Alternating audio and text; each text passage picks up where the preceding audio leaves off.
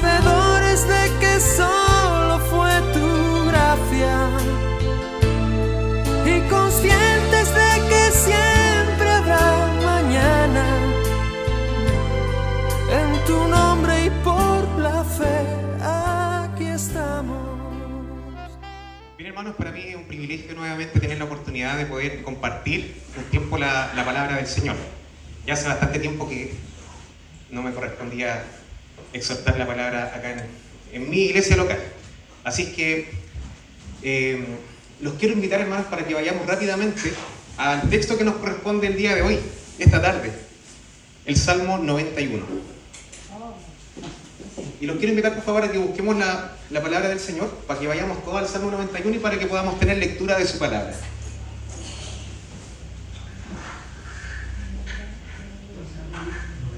Salmo 91.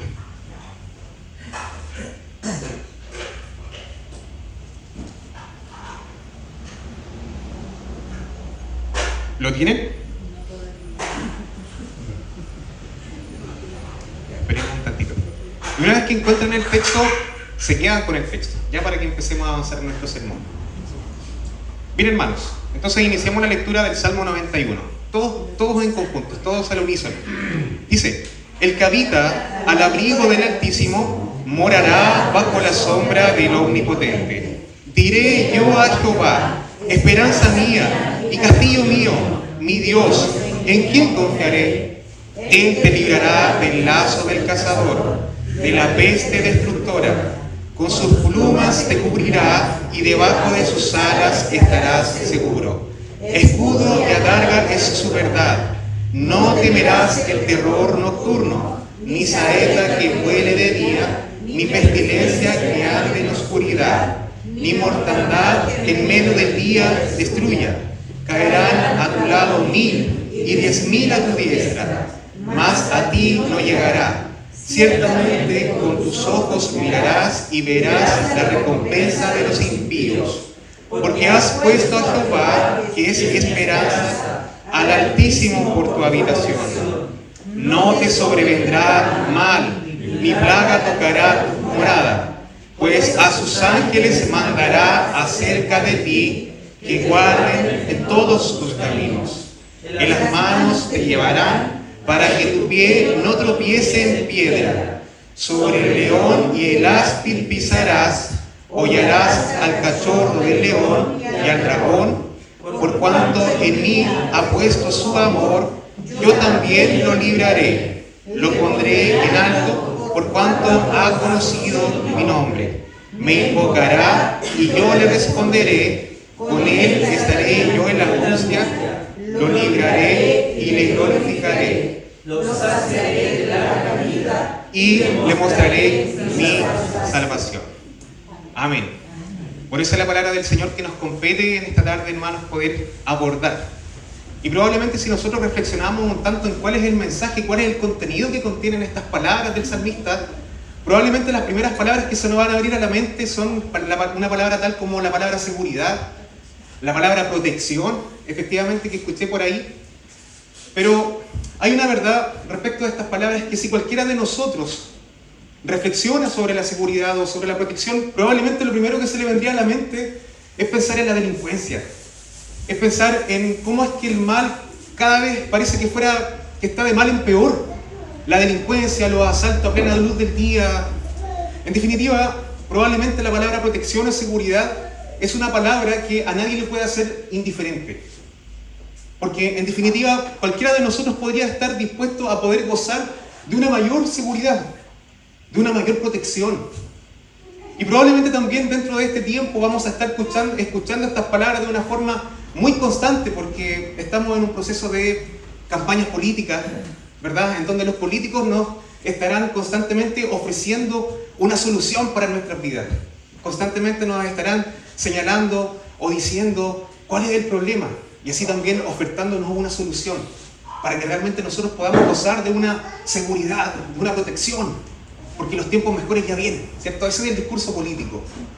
Pero la pregunta que nosotros nos podemos hacer respecto de este salmo es: ¿acaso realmente está hablando de ese tipo de seguridad? ¿Está hablando de ese tipo de protección?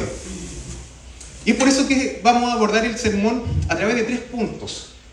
3 puntos como comúnmente hacemos nosotros los presbiterianos. Y el primer punto se llama la seguridad del creyente en Dios. La seguridad del creyente en Dios. Y esto está basado en los primeros 2 versículos del Salmo 91. La seguridad del creyente en Dios. Y notamos que, sin lugar a dudas, cuando nosotros empezamos a tomar la lectura del Salmo 91 y decimos: el que habita al abrigo del Altísimo morará bajo la sombra del Omnipotente. Evidentemente hay una connotación muy poética, muy ilustrada, ¿cierto?, con estas imágenes vívidas, estas ilustraciones que en definitiva lo que hacen es mostrar verdades acerca de la persona de Dios. Pero sin perjuicio de que estas palabras puedan ser un canto, una alabanza, una poesía, no por eso ha de tener una profunda verdad o connotación teológica. Y eso es lo que vamos a tratar de desentrañar respecto a este primer punto. Porque a propósito de esa seguridad o esa protección que recién estábamos señalando, esa es la oferta que parte haciendo el versículo. Cuando dice: el que habita al abrigo del Altísimo morará bajo la sombra del Omnipotente. En otras palabras, lo que está diciendo es que el que habita bajo el abrigo del Altísimo estará bajo la protección del Todopoderoso. El que habita bajo la sombra del Altísimo estará bajo los cuidados del Señor, porque el Señor será su escudo, será su refugio, su fortaleza. Eso es lo que está tratando de sugerir el salmista a través de estas palabras. Pero la primera pregunta que nosotros nos podemos hacer es: ¿quiénes son los que gozan de esta protección que está ofertando el salmista? ¿Quiénes son los que gozan de esta protección? Leamos de nuevo. ¿Qué es lo que dice? El que habita al abrigo del Altísimo, ¿cierto? Entonces, ¿quiénes son los que gozan de esta protección? Los que habitan al abrigo del Altísimo.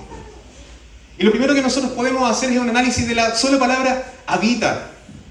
Porque cuando nosotros hacemos un análisis de esta palabra nos damos cuenta de que esta es una palabra que se caracteriza por ser lo que se denomina en el lenguaje un participio activo, un verbo activo. En otras palabras, un verbo que connota una constancia. Para que se entienda, es más fácil entenderlo con otra palabra, otra configuración verbal, que son los gerundios. Por ejemplo, el gerundio de la palabra caminar es caminando. El gerundio de la palabra leer es leyendo. En otras palabras, lo que está tratando de sugerir el verbo es que es una constante, una acción constante, no una acción esporádica, sino que una constante. En otras palabras, lo que el verbo está diciendo, o una correcta interpretación del pasaje, sería decir el que habita al abrigo del Altísimo, o el que está habitando al abrigo del Altísimo. Estos son los que morarán a la sombra del Omnipotente. El que está habitando está sugiriendo una constante. Y otra cosa que es muy interesante, la palabra que estamos utilizando acá, porque él está diciendo, el salmista está diciendo el que habita. El que habita. Habita es sinónimo de la palabra el que reside, el que pernocta. Es como que si usted sale de paseo, ya que estamos en un contexto de que todos regresamos de algún paseo, tal vez un día familiar, o unas vacaciones, tal vez en alguna parte, y alguien le pregunta, cuando usted no está en su casa, y le pregunta: ¿usted vive aquí? Y usted le responde y le dice: no, yo no vivo aquí. Yo ando de pasadita nomás. Yo soy un huésped. Yo soy un transeúnte. Yo paso por aquí ocasionalmente. Yo solamente vengo acá los días domingos. Soy una persona esporádica solamente. Yo no vivo acá. Yo soy de San Carlos, la tierra de Violeta Parra, la tierra de los ángeles negros. Por eso es lo que digo yo cuando me preguntan. En otras palabras, lo que yo quiero decir, hermanos, es que cuando nosotros hablamos de aquel que habita ante la presencia del Altísimo, en otras palabras está diciendo que Él tiene su permanencia, Él tiene su residencia, Él está constantemente bajo la sombra del Altísimo, está constantemente bajo su protección, bajo sus cuidados, bajo su soberanía. Por ello, una cosa que tenemos que tener bien en cuenta o bien en claro, de que ¿quiénes son los que verdaderamente pueden habitar o morar frente a la sombra del Altísimo? ¿Quiénes son estas personas? Porque no se refiere a cualquier persona en realidad.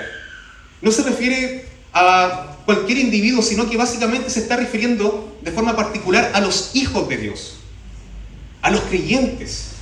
No se está refiriendo a cualquier persona, sino que se está refiriendo a los creyentes. Pero tampoco se está refiriendo a cualquier tipo de creyente, sino que está refiriéndose a aquellos creyentes que habitan constantemente en la presencia del Altísimo. ¿Y por qué digo que no se refiere o no se trata el texto respecto de cualquier persona? Porque cuando hablamos del verbo habitar, el tenor del mensaje no está referido a aquellas personas que están frente a la presencia de Dios, como en el tenor de las palabras del salmista, en el Salmo 139, cuando dice, ¿a dónde huiré de tu presencia? Porque si voy al cielo, ahí estás tú. Si pongo por estrado el Sheol, ahí estás tú. En ninguna parte podré ser oculto de ti.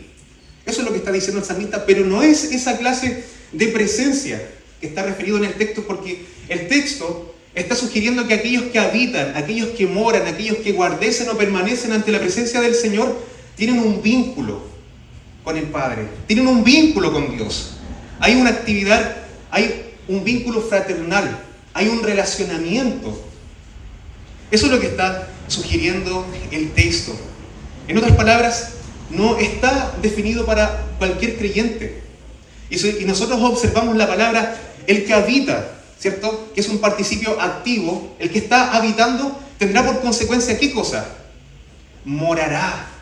No está hablando de mora, sino que está hablando de morará como algo que es consecuencia de una acción. ¿Y cuál es esta acción? Habitar, permanecer. No ser un creyente o un cristiano transeúnde. No ser un huésped. Se entiende el ejemplo porque lamentablemente muchas veces pasa que dentro de la iglesia o dentro de nuestro propio contexto nosotros somos creyentes que somos transeúntes. Porque venimos solamente un día domingo, pero ¿qué pasa con el resto de la semana? ¿Qué pasa con los demás días de la semana? ¿Estamos realmente habitando en su presencia? ¿Estamos realmente regocijándonos y habitando en su palabra? En la oración estamos regocijándonos en su palabra. Entonces, por lo tanto, creo yo que uno de los síntomas que un creyente puede tener por el hecho de no estar habitando constantemente ante la presencia de Dios, uno de los síntomas podría ser fácilmente el hecho de que esos creyentes también son transeúntes en la iglesia. Son transeúntes en la iglesia, son cristianos que probablemente están acá un día domingo y de forma ocasional. Y eso yo creo, hermanos, se lo digo con mucho amor, yo pienso que eso es un síntoma de que somos creyentes que no estamos habitando constantemente en la presencia del Señor, sino que más bien somos cristianos transeúntes. Somos cristianos huéspedes. Porque pienso yo, y se lo digo a modo de una ilustración, pienso yo que si yo me identifico como creyente y permanezco todos los días durante la semana agradeciéndole a Dios por todas las cosas, orando, regocijándome con su palabra, a lo mejor escuchando algún sermón, ¿de qué forma yo voy a evitar estar el día del Señor, el domingo, congregado con otras personas que también tienen el mismo sentir que yo, de adorar y glorificar el nombre de nuestro Señor a través de su iglesia? La esposa de Cristo, el cuerpo de Cristo, es algo de suma relevancia. Es algo de suma relevancia. Esto es semejante, si les puedo hacer una ilustración, a aquel individuo que se pone la camiseta, no de cristiano, sino que se pone la camiseta de Ñublense. Pongamos a Ñublense, por ejemplo. Entonces, ¿qué pasa de que este es un jugador, un hincha de Ñublense, y sin embargo llega el día domingo y los amigos que también son hinchas del mismo club lo llaman por teléfono o le visitan en su hogar y le dicen, oye, vamos a ver el partido el domingo, el clásico. El estadio te queda un par de cuadras de la casa. Y resulta de que el amigo, este que es el hincha de Ñublense, dice, mira, lo que pasa es que el domingo es el único día que yo descanso, en realidad el domingo es un día, tengo visita. Entonces probablemente los amigos están con todo su derecho de cuestionarse realmente si este es un hincha de Ñublense. Están en todo su derecho de cuestionarse. Pero ¿qué dirían ustedes si encima estos amigos se enteran o llegan a saber que este hincha de Ñublense, que no quiere ir al clásico del domingo, en algún momento cuando él estuvo despojado de toda salud, sino que más bien estuvo en una enfermedad que estuvo a punto de morir, fue el mismo club Ñublense quien le financió la enfermedad, quien le otorgó el sustento, quien le proveyó de salud y encima también le entregó una remesa para que su familia pudiera subsistir?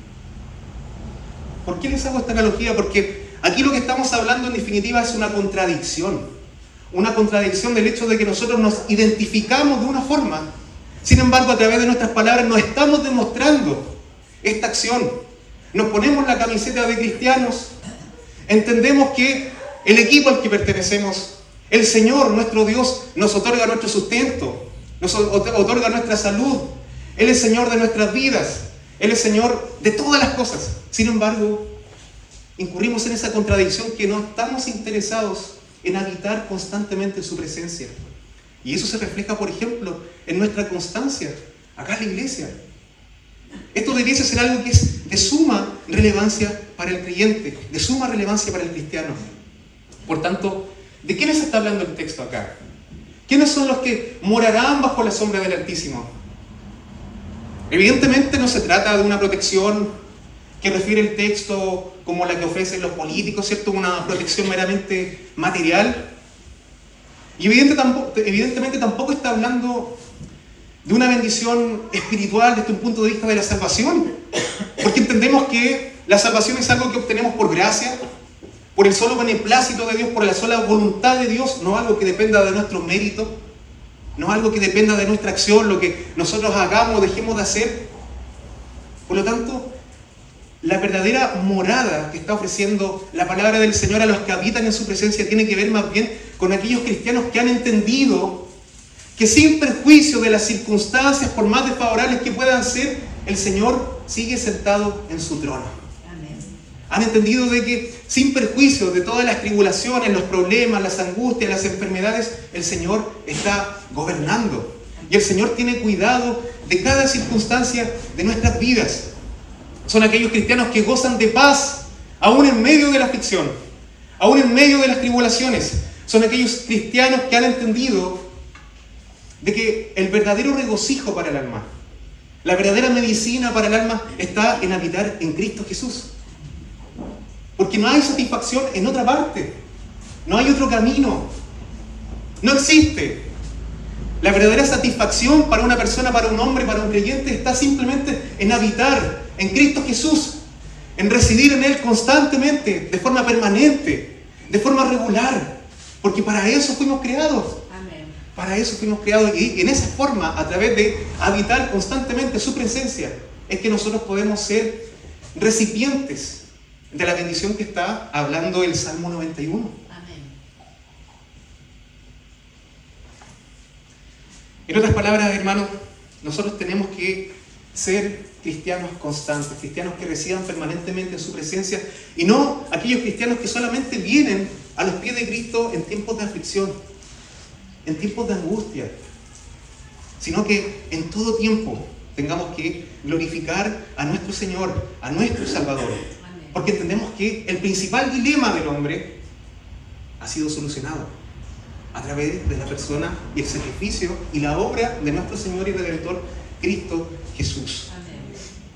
En otras palabras, hay un deber cristiano, hay una responsabilidad. ¿Cuál es esta responsabilidad? Buscar al Señor. Tenemos responsabilidad, somos responsables. Y esto no es algo que beneficia al Señor, es algo que te beneficia a ti y a mí, el hecho de estar constantemente en su presencia. Porque para eso fuimos creados, para glorificar el nombre del Señor y para disfrutar eternamente de Él. Amén. Entonces, nuestras vidas tienen que tener esa dirección y tiene que demostrarse a través de nuestra vida y a través de una convicción personal que nosotros estamos habitando, morando, residiendo constantemente ante la presencia de nuestro Creador. Amén. Y con esto quiero dar cabida a nuestro segundo punto de nuestro sermón, que habla de la protección de Dios en medio del peligro. Y esto está suscrito en los versículos 3 al 13.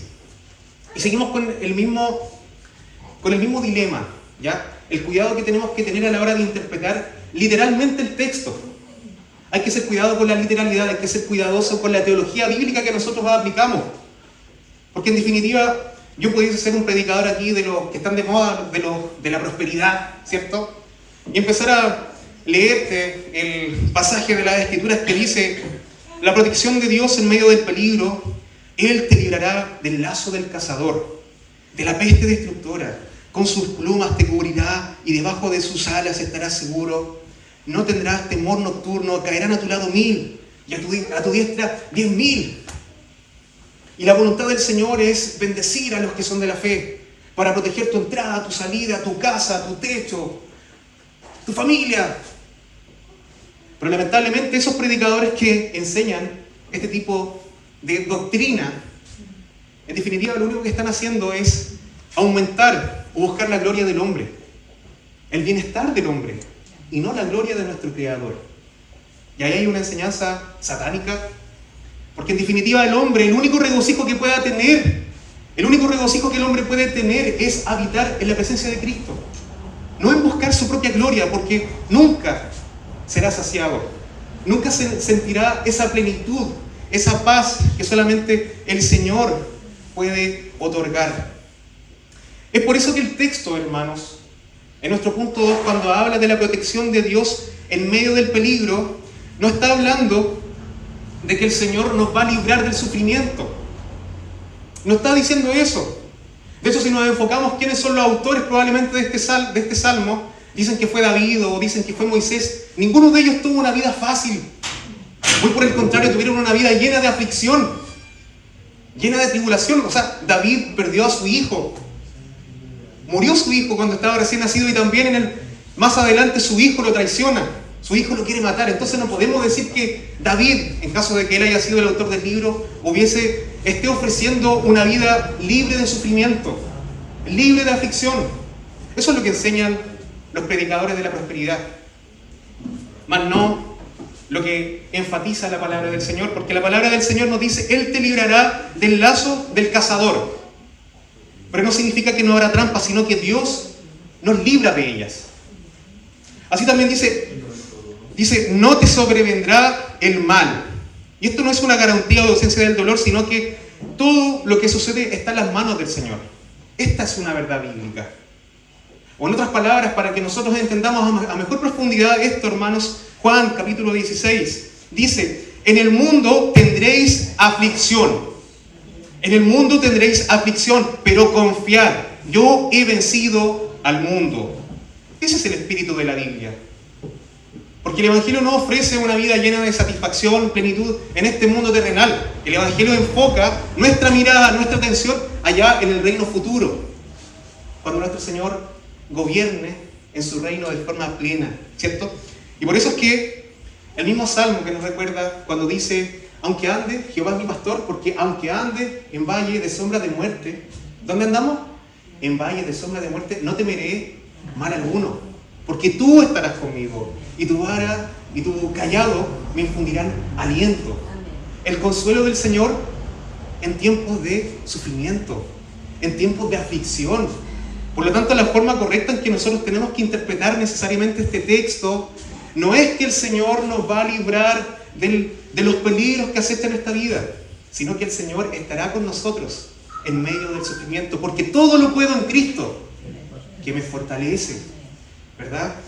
O como dice Hechos capítulo 14, versículo 22, es necesario que a través de muchas tribulaciones entremos en el reino de Dios. Y esto es muy interesante, porque yo estaba reflexionando un poco sobre esto, y reflexionaba respecto del sufrimiento cristiano. El sufrimiento cristiano. ¿Por qué tenemos que sufrir? ¿Quién voluntariamente, levanta la mano, quién quiere sufrir? En realidad, nadie. Ninguno de nosotros quiere sufrir. Pero la verdad de las cosas es que el sufrimiento es algo inevitable dentro de nuestra vida como creyentes.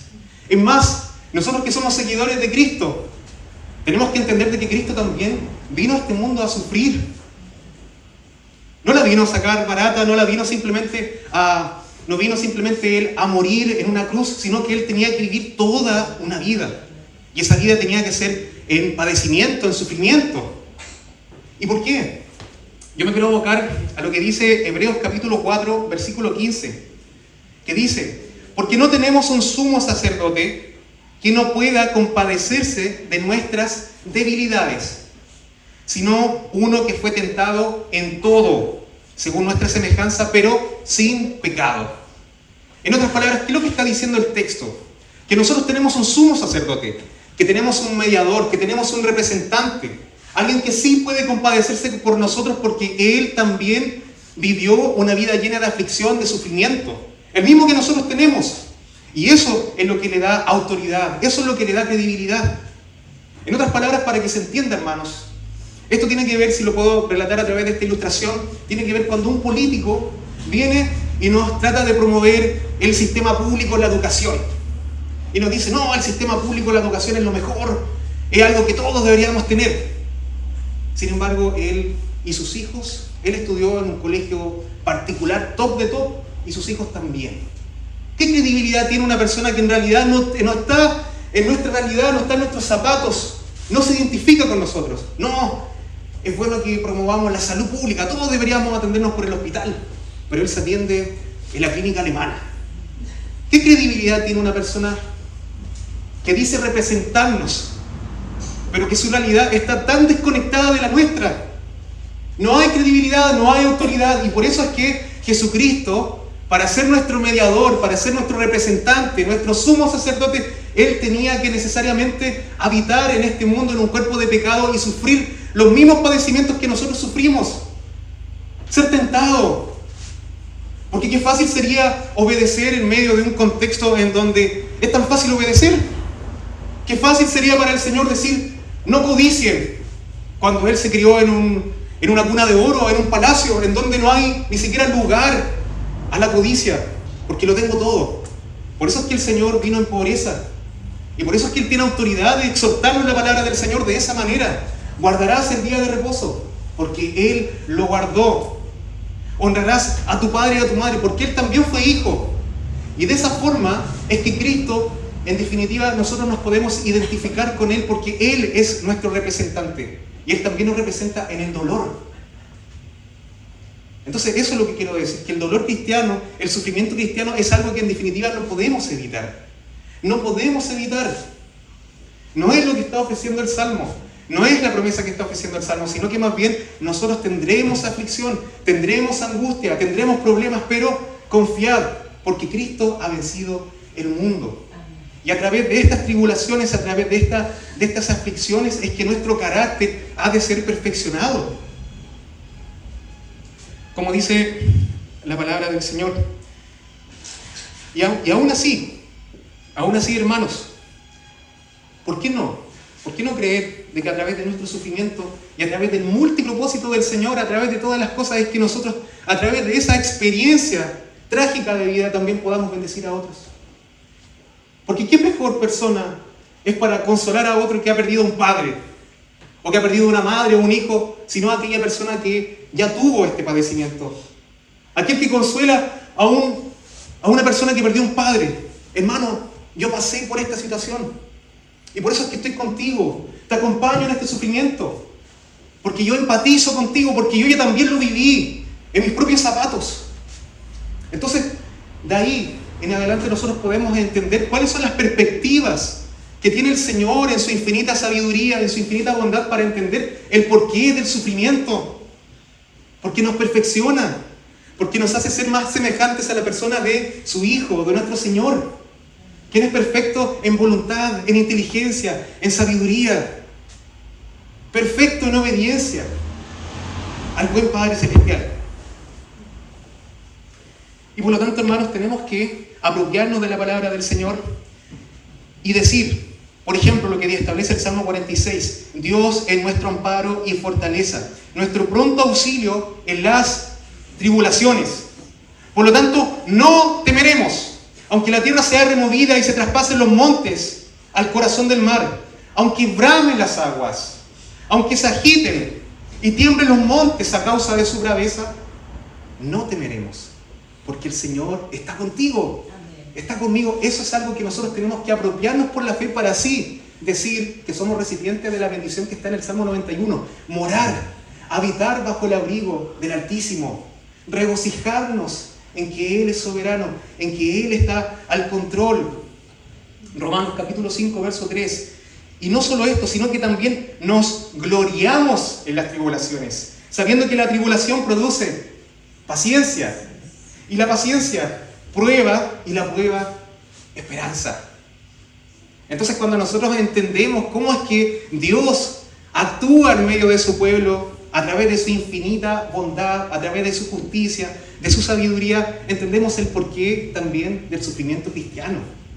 Cristo sufrió por ti, en esa cruz, en esa vida, viviendo la vida que tú tenías que vivir y pagando una muerte que tú y yo teníamos que enfrentar por causa de nuestro pecado, por causa de nuestra maldad, por causa de aquello que nosotros realmente merecíamos, que era morir en una cruz.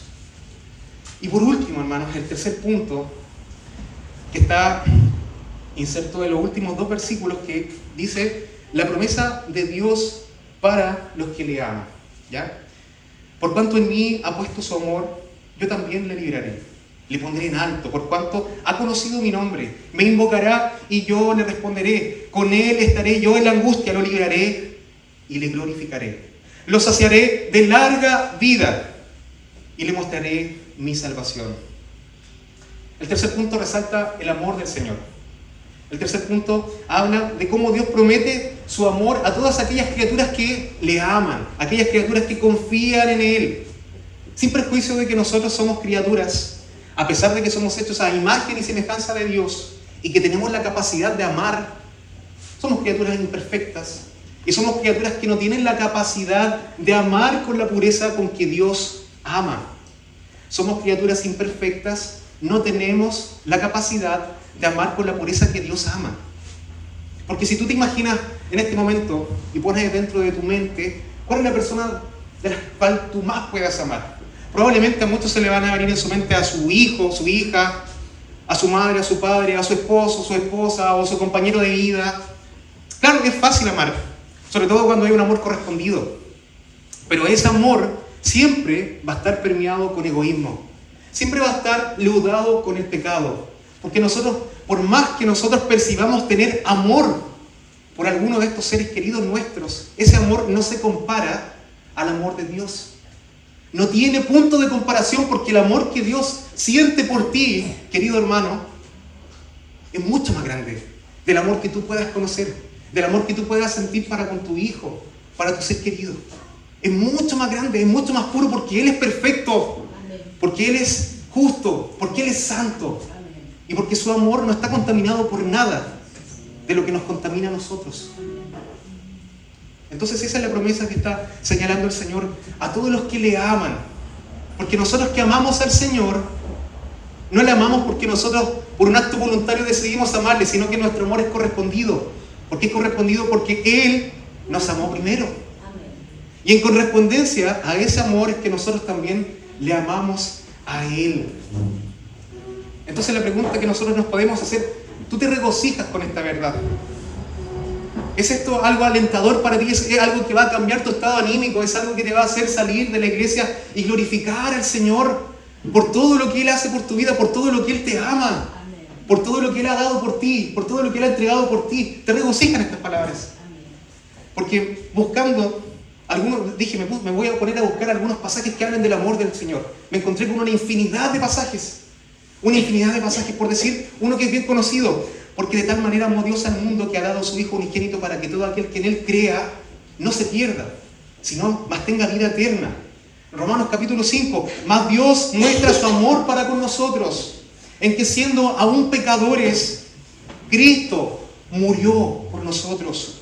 O primera de Juan capítulo 4, que dice: en esto se mostró el amor de Dios para con nosotros, en que Dios envió a su Hijo unigénito al mundo, para que vivamos por Él. En esto consiste el amor, no en que nosotros hayamos amado a Dios, no en que nosotros hayamos amado a Dios, sino en que Él nos amó a nosotros primero, antes de la fundación del mundo.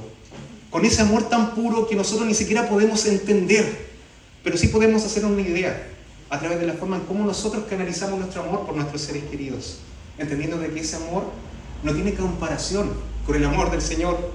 Entonces, si estas palabras te alientan, hermano, yo te quiero hacer la invitación para que tú te regocijes y para que tú permanezcas ante la presencia del Señor, para que tú habites en Él, para que no seas un cristiano transeúnte, para que no seas un huésped, sino para que tú seas un residente, para que estés constantemente ante su presencia buscándole. No conformándote solamente con venir un día domingo, que es algo básico para un creyente, sino que más bien buscándole día y noche, entendiendo y sabiendo que esto es lo que realmente nos produce el bien.